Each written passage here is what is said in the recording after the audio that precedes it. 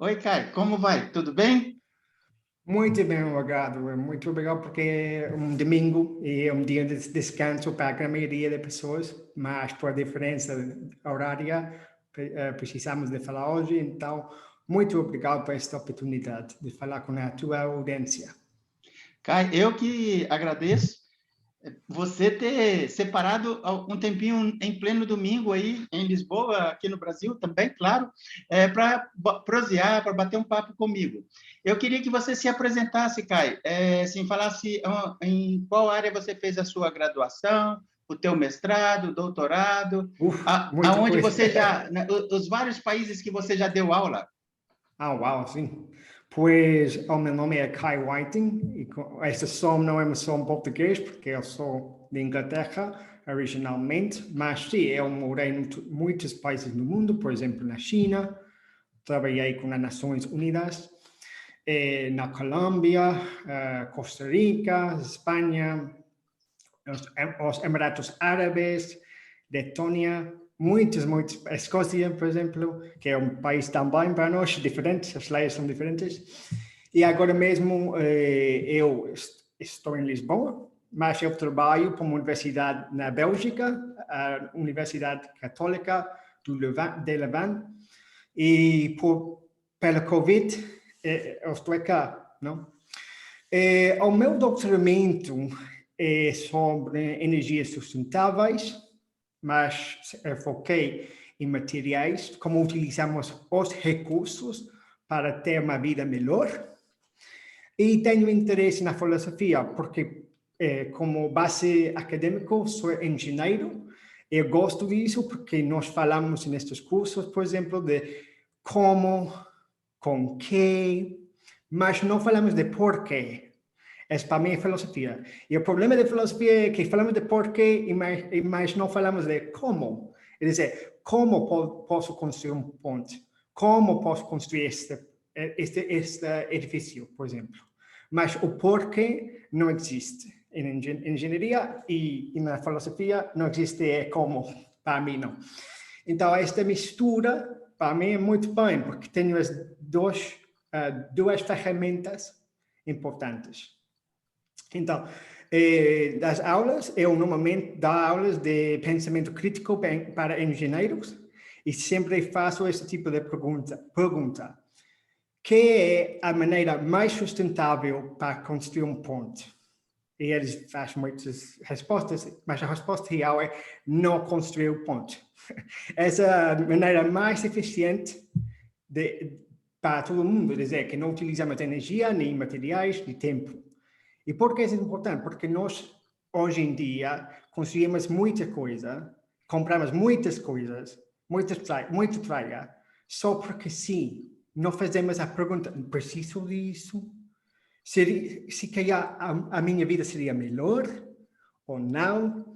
Então, isso foi muito importante para mim, de forçar-lhes a pensar um bocado mais além de eu quero porque tenho dinheiro ou tenho recursos ou porque alguém superior na companhia diz eu preciso disso. Muitos problemas hoje em dia é porque as pessoas não pensam na maneira certa. Quer dizer, não a maneira certa que diz uma companhia, senão a maneira certa de criar uma boa vida.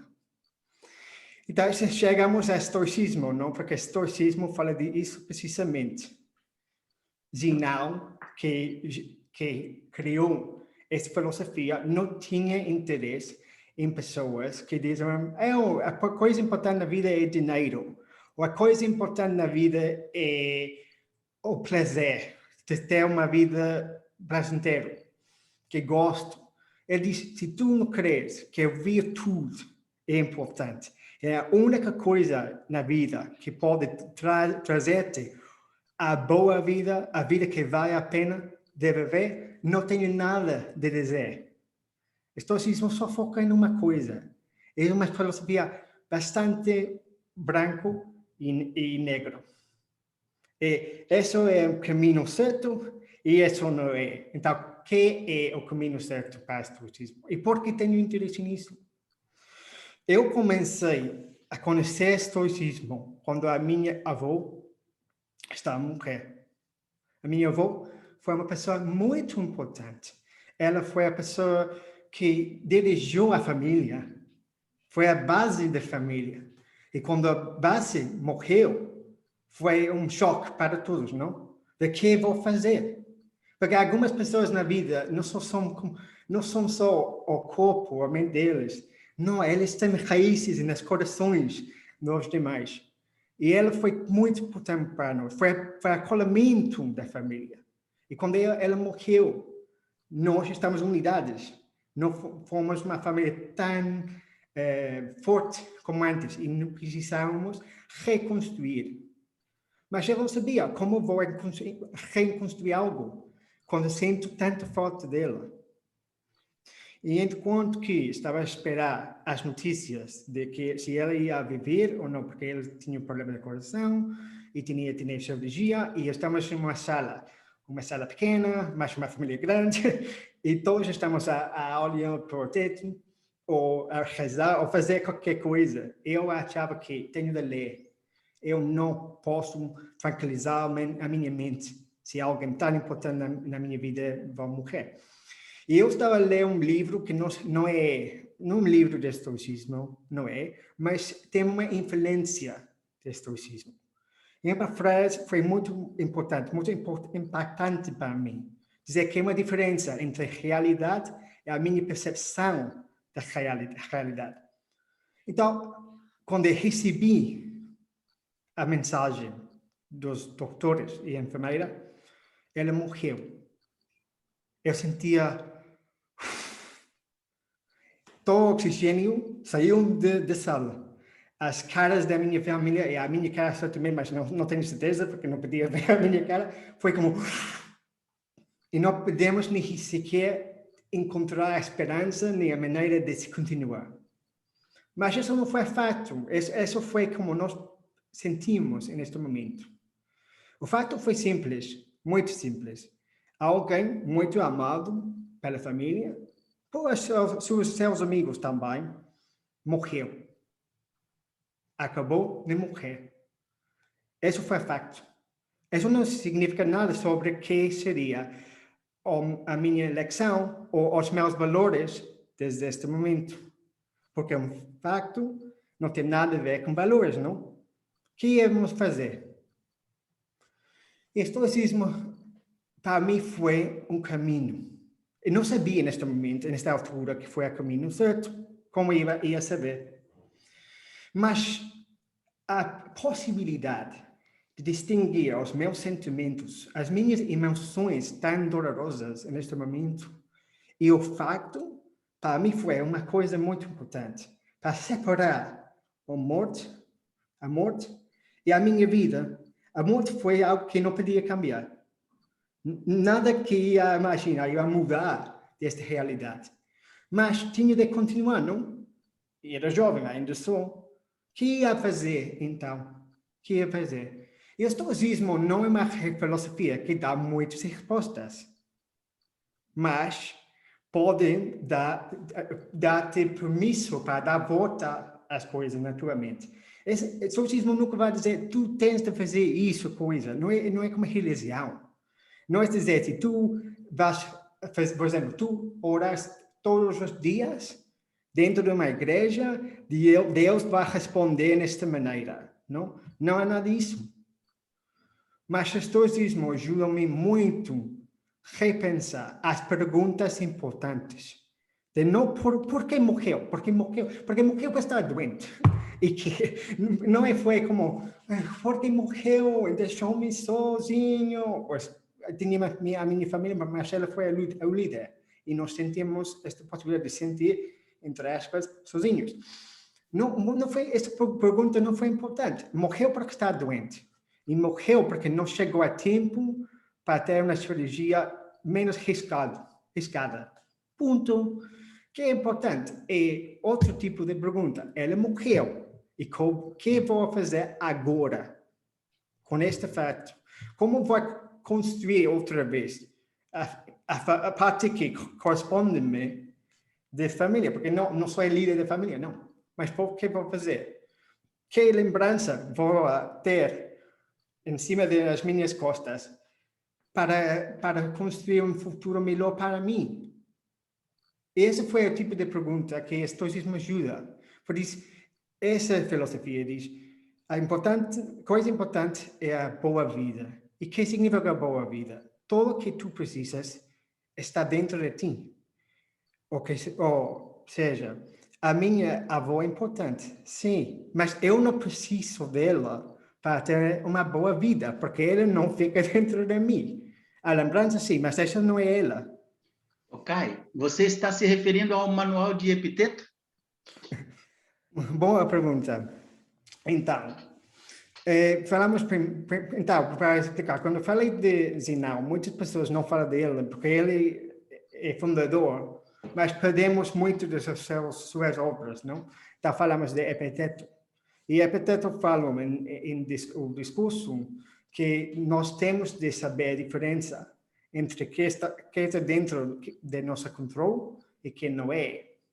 Sim, então essa parte, sim, quando comecei, isso foi algo importante, de que posso fazer, que fica dentro de mim, que me pode ajudar. Mas se não tem uma visão muito maior, na minha opinião, uma utopia, pode dizer em português? Utopia mesmo. Utopia mesmo. Ok, excelente. Porque o problema é que se focamos muito nesta frase de Epiteto, primeiro, isso é discurso 1,1. Quer dizer, esse é o primeiro passo, literalmente, do estoicismo.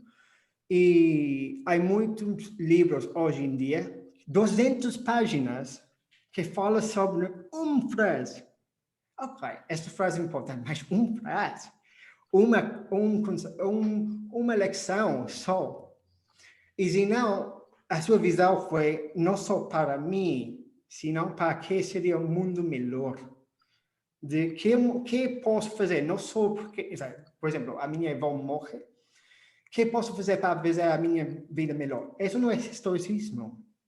Estoicismo diz, como posso utilizar este facto para melhorar não só a minha vida, senão a vida de os demais. E, inclusive, o ambiente, não? Porque... Ok, desculpa te interromper. Eu vou chamar a vinheta e nós vamos conversar depois da vinheta sobre estoicismo e meio ambiente, tá bom? Perfeito.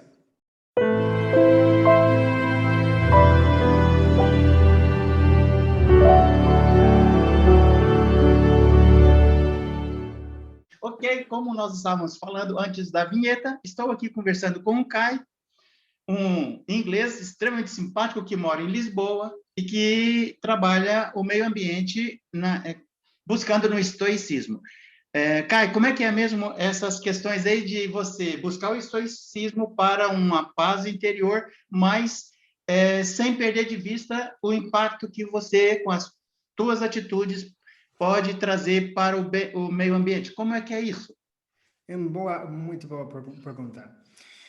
Então, depois de encontrar o estoicismo, encontrar esta paz interior, achei que não foi suficiente. Eu tinha habilidades, não? Especificamente conhecimento de temas ambientais. Então, sim, é certo que o estoicismo pode ajudar-me a enfrentar a morte, a minha ou de outra pessoa. Mas eu achava que havia algo mais além de que eu sentia. E eu perguntei, e quem fala sobre o estoicismo sobre temas ambientais? O que podemos levantar estas obras, não? Porque talvez não falaram de câmbio climático, obviamente que não. E eu queria fazer uma pesquisa de por quê? Porque havia desafios hoje em dia que achava que o estoicismo pode ajudar, que pode eu sentia desnorteado, por exemplo. Eu queria utilizar uma filosofia, mas essa só fala de coisas interiores. Mas o problema hoje em dia que temos em 2020, foi 2017 ou 2016, não só fala disso. E muitas pessoas vão morrer se não fazemos algo sobre estes problemas de que o mar vai engolir as costas, por exemplo, onde vivem muitas pessoas pobres que não podem mudar, que não podem ir a outro país, que não temos papéis para fazer isso. Então, isso foi importante, porque nós, normalmente, os livros, por exemplo, de autoajuda, só falam de nós, eu quero fazer a vida melhor para mim, eu quero ganhar mais, eu quero fazer isso, mas não na sua visão da sua república, desculpa, ele falou de como vamos construir a sociedade estoica. Ele falou de cidade, dos sábios, não? Ele nunca, jamais falou de como ser melhor como pessoa singular. Ele não falou disso. Ele falou literalmente de a sociedade ideal estoica seria como... E falou disso. Então, por que escolhi o ambiente? Porque isso foi o meu conhecimento. E o estoicismo fala não só de o que deveria fazer, fala de qual é o meu papel na sociedade. E, em base disso, o que deveria fazer? Por exemplo, se tu e eu estamos a caminhar e uma pessoa está morrer ou está doente na rua, devemos fazer todo o possível para ajudar essa pessoa. Sim, mas no meu caso, eu não sou doutor de medicina. Então, a melhor coisa que eu posso fazer para ajudar esta pessoa é ligar para a ambulância. Se eu tento ajudar esta pessoa de uma maneira mais complexa, ele talvez vai morrer mais rápido, porque eu não tenho este conhecimento. Enquanto que o médico tem outra responsabilidade, não? Ele também tem de fazer todo o possível para salvar a vida desta pessoa. Mas não é... Kai, isso está na esfera do que eu posso fazer e do que eu não posso fazer. Exato. Isso é estoicismo puro. E você leu Marco Aurélio também? Marco Aurélio, sim. Marco Aurélio, porque muitas pessoas falam dele porque é rico, porque tem poder, mas a coisa mais interessante dele é que a sua visão é a visão romana mais cosmopolitana que qualquer outro. Por exemplo, Epiteto não fala tanto da comunidade. É por isso que eu te perguntei se você foi buscar nele, porque ele tinha poder para interferir na sociedade e ele buscava no estoicismo. E é muito interessante. Mas me fala uma coisa, sabe o que está me deixando muito curioso assim, em você? Eu sou engenheiro também. Excelente. Eu sou engenheiro e gosto muito de filosofia. É você um engenheiro que busca no estoicismo a mudança na sociedade que quase todos nós, né? Não posso falar que todos nós, que nós queremos. E eu quero ouvir mais sobre isso. Aonde você chegou? Então, Marco Aurélio, por desgraça, nos Estados Unidos, muitos periodistas e pessoas, entre aspas, famosas, falam de Marco Aurélio porque ele foi poderoso, porque tinha dinheiro. E porque eles acham que ainda assim eles podem ter mais e mais recursos e sendo assim podem ficar como estoicos e fazer a coisa certa. Esse não é Marco Aurélio. Marco Aurélio sabia muito bem o seu papel. Por isso matou muitas pessoas, porque esse foi o seu papel. Ele tinha campanhas com as tribos germânicas.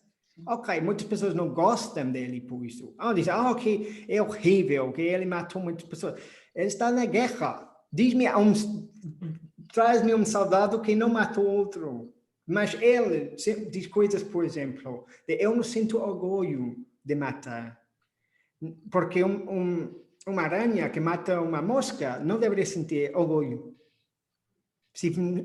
Deveríamos sentir triste. Porque se as pessoas morrem porque nós somos injustas, nós fazemos algo ainda pior que matar eles. Nós perdemos a nossa humanidade. E para mim, quando esquecemos os problemas dos demais, não é só que, não dizer que todos os dias 100% de nossos minutos que temos na vida temos de pensar isso. Não, mas quando voltamos e viramos as costas ao sofrimento dos demais, nós estamos a morrer dentro, estamos a perder a nossa humanidade. Não temos humanidade, somos infra-humanos neste momento. E Marco Aurélio está muito, muito certo de se ele tinha um papel, tinha de fazer este papel muito bem, porque senão as pessoas, o Império Romano ia estar destruído. Porque não é como agora, falamos, temos uma guerra e depois falamos um bocado mais e já não há mais guerra. E se eu perdia, nesta altura, a guerra, eles iriam e arrastariam todo o povo, matariam as crianças, as mulheres, a nossa cultura, as nossas línguas, tudo. E você é do Brasil, eu sei que... Kai, eu concordo plenamente com você. É para a gente entender claramente um filósofo, um pensador. Nós temos que entendê-lo no tempo dele, não com a visão do nosso tempo. Exato. Ok. Kai, mas é interessante que ele escreveu para ele mesmo. Sim, muitas pessoas não nem sequer sabem disso, que ele escreveu isso porque tinha de lembrar-se quem era e que eram as suas obrigações. E nós também temos esta coisa de tirar as culpas. E digo, ok, mas o que estamos a fazer hoje em dia para proteger o ambiente? Normalmente, os ingleses, por exemplo, os periodistas ingleses, dizem coisas como as Amazonas são as pulmões do mundo. Ok, e por que nós não estamos a pagar dinheiro, então, para proteger estes pulmões? É uma frase, é os pulmões do mundo, mas o problema é do Brasil. Se são literalmente as pulmões do mundo, porque nós não estamos a ajudar os brasileiros a proteger. É uma questão simples, não? Porque sempre é uma frase, não é virtude, não é justiça. Porque se são as pulmões, e sabemos porque já não temos tantas árvores como antes, porque as pessoas precisam de recursos, querem dinheiro. Não estou a dizer que está correto ou incorreto, mas talvez podemos pagar, por exemplo, as pessoas para proteger as árvores e não a matar as árvores. E não falamos disso, só falamos sempre que os brasileiros têm a culpa, que olha as Amazonas, que é horrível. Mas nós, a última vez que eu fui à Inglaterra, não havia nada como a Amazonas agora, porque porque quando estamos a procurar os nossos recursos, fazemos a mesma coisa. Fazemos a mesma coisa. E depois fomos a todos os países, os portugueses também, e estamos a procurar que recursos, ouro, platino, o que seja. E hoje em dia, outra vez, estamos a dizer aos países mais pobres, ou com mais dificuldades de construir um governo estável, por muitas razões, vocês têm a culpa. Eu não gosto disso, porque nós vivemos no mundo. Se eu tenho mais recursos e realmente quero salvar a Amazonas, deveria fazer que encontrar o meu bolso e olhar muito bem, tenho dinheiro, ok, vou ajudar. Ou se não seja de dinheiro, vou fazer outra coisa. Vou ajudar uma comunidade ali, vou até ali, vou falar com uma comunidade. Não dizer a comunidade que deveria fazer, não, escutar a comunidade e perguntar a eles o que preciso de fazer, segundo de sua opinião, porque vocês moram cá. Isso também é um problema que eu sinto.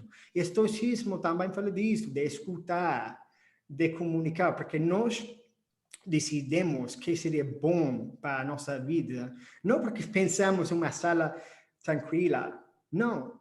Falamos, tu e eu, que seria bom? Que cor queremos essas paredes? Branca. Ok. Por que queremos essas paredes brancas? Porque nós queremos vender a casa, e se queremos vender a casa, o espaço tem de ser muito entre aspas, limpa, e a luz tem de ser assim, e assim o espaço parece melhor, ou maior, desculpa, e ok, então a branca seria a cor, sim. Não é que eu chego, a cor que precisamos é branca, porque sim. Porque eu tenho conhecimento, porque eu tenho educação, porque eu tenho dinheiro, porque sou inglês, olha o meu passaporte.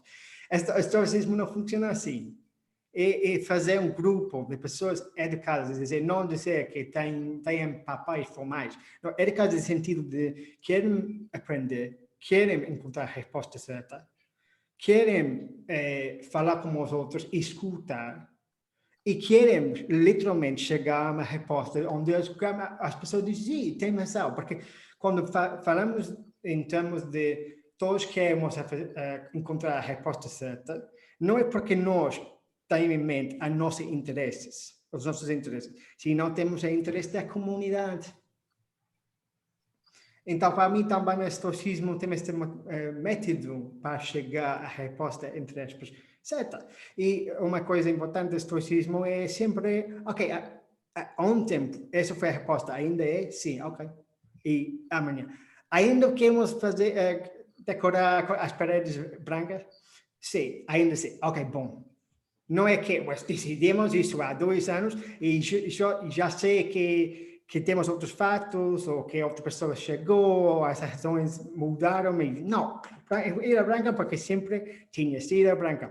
Esse é o problema de política, acho, inclusive no Brasil, porque sempre fazemos assim, vamos fazer. E se fazemos de outra maneira, isso seria como o lado esquerdo, e não podemos fazer assim, porque somos direito. Isso não tem nada a ver com a sociedade ou a bem comum. Muitos problemas no Brasil e Inglaterra e muitos países é porque os políticos estão a cuidar uma coisa só, a si mesmo. E o estoicismo convida-nos para pensar além disso. Ok, e você trabalhou nas Nações Unidas durante muitos anos. E foi em muito... Não muitos anos, não. Foi uma estancia e foi 6 meses. 6 meses, ok. E você trabalhou em vários países. Você encontrou pessoas com pensamento estoico na sua trajetória de vida? Sim, mas não seria uma nacionalidade. Seria pessoas que decidem, com humildade, que querem aprender, que querem escutar, que querem uma vida melhor, não só por ganhar mais dinheiro ou ter sucesso. Não, eles dizem, não, eu quero uma sociedade melhor, uma sociedade mais justa, mais sábia, que tem coragem. Ok, tem um paradoxo aí, nessa nossa busca de uma sociedade mais justa, mas buscando uma serenidade, estoicamente serenidade interior. Tem um paradoxo na medida em que a gente tem que lutar contra forças externas. Sim. Sim, é interessante, porque muitas pessoas acham que nós devemos ser tranquilos como epicurianos. Mas a tranquilidade não chega porque sinto, não, ninguém me está a chatear-me. Não, eu sinto feliz. Não, eu sinto esta paz interior porque sei que eu fiz todo o possível para construir o futuro que vale a pena. E isto é a busca da virtude. Sim, exato. Porque para nós a virtude é bem mais importante que sentir tranquilo e feliz, de sentimento de que bom, tenho o meu chá, que tenho o meu chocolate, que estou a ver Netflix. Isso não tem nada a ver com virtude. Porque eu sinto cômodo, mas não sinto bem. Não é sentido de bem, é quando eu estou a fazer todo o possível para ajudar a comunidade, para ajudar e construir e escutar. Porque eu não posso, por exemplo, há muitas pessoas que dizem, esquece, não tem nada a ver comigo, esse não é o meu problema, eu não estou a fazer criar esses problemas, mas se tu sabes que existem e não estás a fazer nada, um dia este problema vai bater à tua porta. E tu estás lá escondido, não, eu quero ao meu Netflix, eu quero sentar cômodo. Não, vai chegar. Por isso, por exemplo, eu estou a lutar ativamente contra esta cultura de, não sei como se diz em português, a cultura de cancelamento, dizer às pessoas, de cancel culture, dizer que, eu não gosto porque você diz isso, então fora, que você é uma pessoa má.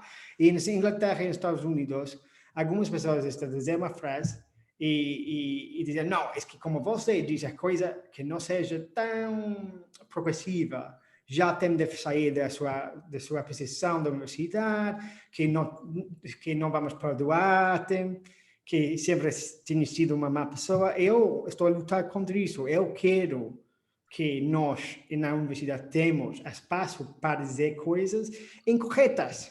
Porque se nós estamos a dizer coisas incorretas, nós temos que crescer. Não estou a dizer que eu posso dizer, é verdade, eu não tenho razão. Estava a pensar nisso, estava a construir o argumento exceto que está errado. Está errado. E não quero ter medo, ou que outra pessoa tem medo de pensar, porque vai talvez sair uma palavra que não é a palavra adequada. Esse é o problema. Eu estou a lutar contra isso. Eu quero a liberdade de dizer que eu preciso de dizer. E sim, há consequências, mas essas consequências não devem ser que eu perda o meu trabalho ou que a outra pessoa perda o seu trabalho. Eu, por exemplo, estou a escutar nos Estados Unidos, mas são essas pessoas desagradáveis que estão a perder o seu trabalho. Essa é a sua opinião, mas um dia outra pessoa vai encontrar que tu és uma pessoa desagradável. E isso aconteceu em Brasil, nos anos 50. Sabemos muito bem quando o governo, para dizer assim, os políticos decidiram que algumas opiniões não foram as opiniões certas. E isso, para mim, eu estou a ver isso outra vez, mas antes foi o direito e agora estamos a ver isso do lado esquerdo.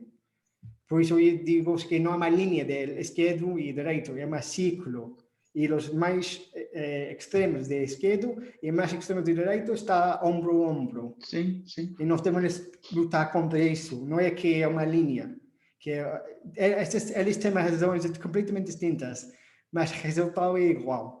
Que você não pode dizer isso porque é contra quem seja. E você não pode dizer isso porque é contra Deus. Mas, afinal, todos esta tribo, que é esquerdo e direito, uma mistura de que eles têm razão e o resto mais não podem ter nunca, é só que eu estou a lutar ativamente, porque o estoicismo diz não é de fechar as conversas que vamos encontrar respostas. Encontramos respostas quando trabalhamos juntos. Ok. Kai, quando você foi visitar e revisitar o estoicismo na filosofia antiga, você encontrou alguns estoicos que se preocupavam com a sociedade, com o meio ambiente também? Uma boa pergunta. Sêneca fala bastante sobre os temas ambientais e não sei como se diz o nome do seu professor, mas tinha um professor que ensinou-lhe algo como neopitagorismo, que falam de que não devemos comer animais, porque para Pitágoras foi porque as suas almas, quando eles morreram, as suas almas integraram outra vez outros seres, e esse ser pode ser humana. Pitágoras ele acreditava e estudava na academia dele, nas academias, porque ele foi meio itinerante, porque era perseguido, ele desmontava a academia e ia itinerando. A reencarnação. Exato, obrigado. Essa foi a palavra que precisei. E Sêneca, então, sempre tinha interesse, porque ele tinha dois professores. Um foi Atulus, que foi estoico, e outro foi Sócrates, que foi de sextiano, que tinha a ver com um bocado com Pitágoras, um bocado de estoicismo. E ele sempre tinha interesse em temas ambientais, porque também Atulus escreveu um livro sobre os relâmpagos, os raios do céu. Então, ele sempre tinha interesse em como foi o mundo, o que é importante foi o mundo. Posidônio também, no livro que escrevi com o autor Leonidas Constantikos, falamos de Posidônio, que ele foi entre aspas, uma cientista, porque achava que ele podia encontrar a mente de Deus dentro da natureza. E se ele podia, natureza. E se ele podia perceber melhor os pormenores. Como é o nome do livro que você escreveu? É verdade, desculpa. Então, o livro se chama Being Better, ou se chama Ser Melhor. E fala de não só, como eu estava a explicar, não só ser melhor como Kai, dizer como eu, e ser melhor como ser humano. E muitas pessoas dizem que qual é a diferença? Mas eu sempre digo, essa é a melhor versão do Kai, mas Kai pode ser não tão boa pessoa, não? E se eu digo, não, eu quero ser a melhor pessoa como ser humano, porque sim, é diferente, não sei, mas Kai é uma pessoa, por exemplo, zangado sempre, então se pode ficar menos zangado, essa é a melhor versão de Kai. Não, senão não queria isso, qual é a melhor versão de ser humano que pode ser? Ok. Não a melhor versão de Kai. E a melhor versão do ser humano é o ser humano que trabalha para quem? Para a comunidade. Porque realmente está tão ligado intimamente com o Logos, com o universo, com o cosmos, que ele não pode fazer nada fora do bem e o bem comum. Esse foi o livro que eu e o Leonidas, nós estamos realmente frustrados com os livros de como vamos ser melhores, mas nunca falou de como ser melhor cidadão. Isso foi para mim muito mais importante. Então, Posidônia queria saber essas respostas também. Dizem que se eu percebo melhor a natureza e como funciona, eu podia perceber melhor a mente de Deus. Eu podia ter a minha alma tão ligada com a alma, a substância ativa de Deus. Isso foi, para mim, é muito bonito. Porque se na natureza não temos nada, esse é o problema, nós esquecemos disso. Estamos sentados nestas salas, não? E as nossas horas, por exemplo, às 8 vamos fazer isso. Às 8 não significa nada. É uma conceito muito humano. É muito humano. Então, esse é o problema, que nós, especificamente durante o Covid, estamos fechados. Esquecemos as nossas obrigações. Esquecemos, se não temos um planeta saudável, nós não vamos viver uma vida saudável. Seria impossível. Ok. E não só fisicamente, estou a falar mentalmente também. Sim, sim. Ok, nós estamos caminhando para o final dessa nossa primeira conversa, porque no futuro eu quero voltar a conversar com você outras vezes. Espero que sim. Eu queria te perguntar se você está sentindo que a pandemia está trazendo, de alguma forma, a sociedade, e eu estou falando da sociedade como um todo, nos vários países, a repensar a relação da própria sociedade com o meio ambiente. A pandemia está contribuindo para isso? Dependendo da pessoa, não? Algumas pessoas, sim, obviamente, outras pessoas não. O ser humano é assim. Algumas pessoas acham que a pandemia, se sentiam frustrados pela pandemia, e quando tinham a oportunidade de sair, saíram e literalmente destruíram as coisas, estavam com muita raiva. E outras pessoas estão mais tranquilas eu tenho de mudar da minha opinião, eu tenho de repensar como vou ter uma relação com a natureza, mas outras pessoas não. O ser humano é assim, algumas sim, repensam muito, e outras não. Ele sentia, não é justo que eu fico aqui, não é justo que tenho de utilizar uma máscara. Você é brasileiro, eu não tenho de explicar isso, não? Havia, não vamos dizer nomes, mas havia grupos que pertenciam um lado político que não pensava muito em bem comum e natureza. Eu não quero falar de nomes que não merecem que falamos desta cena. Mas dizer que eles não estavam a pensar sobre o ambiente, eles estavam a pensar que é de justiça, que não tinha nada a ver, que e muitos governos, por exemplo, na Colômbia, por desgraça, utilizou a pandemia para fazer coisas que não eram tão bons. Sim, ok. O Brasil também, no Brasil foi igual. Sim, concordo. Kai, como eu te falei, a gente está caminhando para o final, mas eu queria tocar num assunto que é um pouquinho polêmico em relação... eu vou expurgar as questões religiosas na minha pergunta. Alguns falam que o Cristo histórico existiu, outros falam que não existiu. Eu quero falar sobre o discurso ético em relação ao outro, do personagem Jesus Cristo. Ele me parecia estoico. Eu estou enganado com isso? Não, acho que não. Muitas pessoas dizem que é uma ligação muito forte entre Jesus Cristo e o sábio, não? Pois isso, e inclusive sabemos que o irmão do Sêneca tinha de ver com o tribunal de Paulo, desculpa. Sim. Sabemos que cristianismo, diz? Sim, cristianismo. Desculpa? Cristianismo. Cristianismo, obrigado. Que o cristianismo e estoicismo chegaram ao mesmo lugar, à mesma altura, e obviamente havia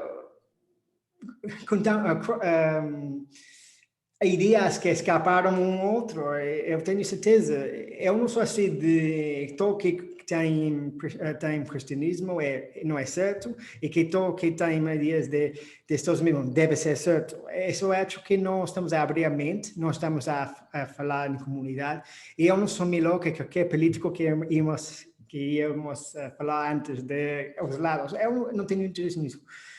Que para mim, eu sou uma pessoa estranha na comunidade histórica moderna, é dizer, que não há muitas pessoas que estão a defender a ideia de Deus. Muitos históricos contemporâneos estão a dizer que não existe.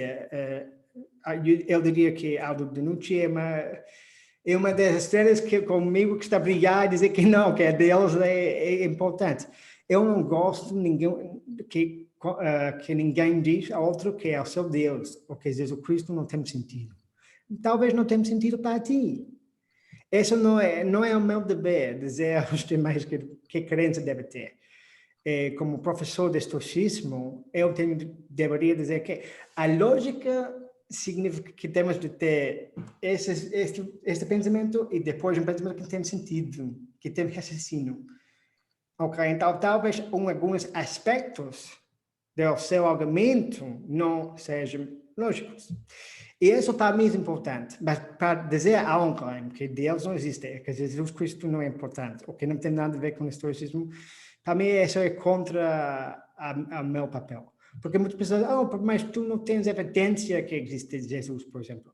Mas não tenho evidência de dizer que as virtudes são uma coisa boa. E se não tenho evidência para mostrar ao mundo que a virtude é a única coisa que vale a pena, estoicismo não tem base. Nós também temos uma crença religiosa de as virtudes são a única coisa que vale a pena. Mas eu não tenho evidência, não existe ciência empírica para defender a minha posição. Então, quem sou eu para dizer que Jesus Cristo não tem valor, ou que ele não é real, ou que ele só roubou, porque escutei também isso, ele roubou as ideias históricas. E, talvez... Ok. Kai, respondeu a tua pergunta. Mas... Respondeu sim, e eu concordo plenamente.